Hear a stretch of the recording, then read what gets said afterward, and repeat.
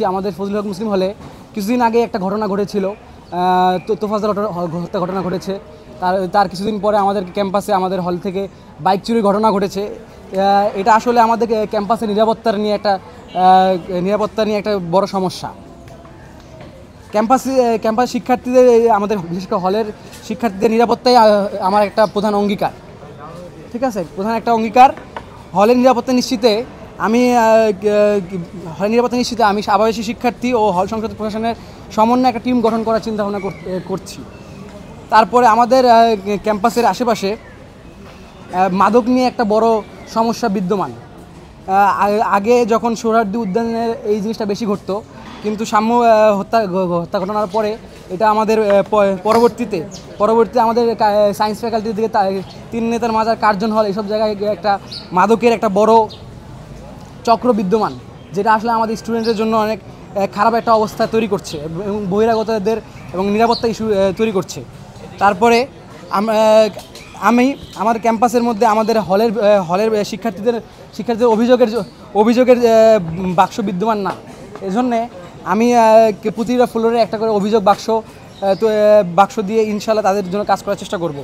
এবং আমাদের ক্যাম্পাসের যেই বাজেট, যে হলের যে বাজেট আছে, এই বাজেটের জন্য স্বচ্ছতার জন্য প্রতি 6 মাস অন্তর অন্তর একটা বাজেটের প্রতিবেদন প্রকাশ করব।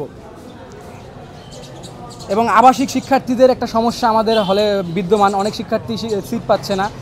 সেই সিটের জন্য আমি চেষ্টা করব যে তাদের সিট বন্টনটা সমবন্টন হয় এবং স্বচ্ছতার মাধ্যমে সম্পন্ন হয়। এবং হল প্রশাসন যদি এখানে অক্ষম থাকে সিট প্রকাশ করতে, তাহলে আর্থিক সচ্ছলতা, আর্থিক অবস্থার ভিত্তিতে আমি অনাবাসিক শিক্ষার্থীদের একটি বৃত্তির ব্যবস্থার চেষ্টা করব। এবং খাবারের যেই সমস্যা, হল ক্যান্টিনের খাবারের যে সমস্যা, সেই খাবারের সমস্যার জন্য আমি চেষ্টা করব তাদের জন্য কাজ করতে একটা অ্যাপ ডেভেলপমেন্টের মাধ্যমে। এবং বহিরাগতদের জন্য আমাদের হলে একটা সমস্যা বিদ্যমান। আমাদের হলে আপনার বহিরাগত প্রবেশের জন্য তোফাজ্জল হত্যা ঘটনাটা ঘটে। এই জন্য বহিরাগত প্রবেশে একটা নীতিমালা প্রণয়ন করা হবে শিক্ষার্থীদের বিজ্ঞানমনস্ক করার জন্য, এবং তাদের যে কাজ সম্পাদন করার জন্য একটা আলাদা টিম গঠন করা হবে এবং সেই লক্ষ্যে আমরা কাজ করে যাব। আপনারা ইতিপূর্বে জানেন আমি মোহাম্মদ সোহানুর রহমান সোহাগ, 19 বিশেষণে আমি বর্তমানে অধ্যয়নরত আছি ফলিত গণিত বিভাগে। বিশ্ববিদ্যালয়ে ভর্তি শুরু থেকেই আমি প্রথম 2 মাস হলে থাকি, কিন্তু ছাত্রলীগের দ্বারা আমি গেস্ট রুমের নির্যাতনের শিকার হওয়ার পরে আমি এরপরে হল থেকে বাধ্য হই। আমি পরবর্তী সময়ে আমি ফ্যাসিস্ট হাসিনার বিরুদ্ধে প্রতিবাদের অংশ হিসাবে আমি ছাত্রদলের রাজনীতির সাথে জড়িত থাকি এবং পরবর্তী জুলাই যে আন্দোলন ঘটে, জুলাই আন্দোলনে আমি সম্মুখে থাকি এবং 4 আগস্ট আমি সায়েন্স ল্যাবে গুলিবিদ্ধ হই। আমি একজন জুলাই গ্যাজেটের যোদ্ধা। সেদিক থেকে আমি আমার কাজ করে যাই। ছাত্রলীগের বিরুদ্ধে যে কাজ করা প্রয়োজন সেই কাজটা করে যাই আমার শুধুমাত্র ছাত্রলীগের অন্যায় অবিচার এবং গেস্ট রুমের বিরুদ্ধে। এরপরে আমি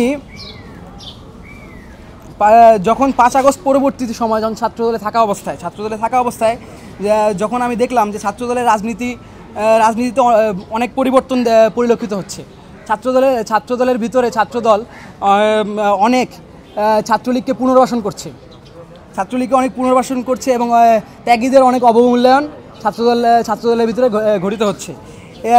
সেটা দেখার পর আমি যেভাবে আমার যে রাজনীতির চিন্তাভাবনা, আমি যেভাবে আসলে রাজনীতিতে আসছিলাম যে ছাত্রলীগের বিরুদ্ধে একটা আদর্শ নিয়ে রাজনীতি করতে, সেই রাজনীতি আসলে আমি ছাত্রদলের ভিতরে অনুপস্থিত দেখতে পারি। যার কারণে আমি আসলে ছাত্রলীগ থেকে নিজেকে সরিয়ে আনতে বাধ্য হই। কারণ ছাত্রলীগের ছাত্রদলের রাজনীতি থেকে ভাই সরি মিস্টেক হয়ে গেছে, আমি ছাত্রদলের রাজনীতি করি। এরপরে কিন্তু ছাত্রদলের রাজনীতিতে আমি একজন পোস্টেরও ছিলাম।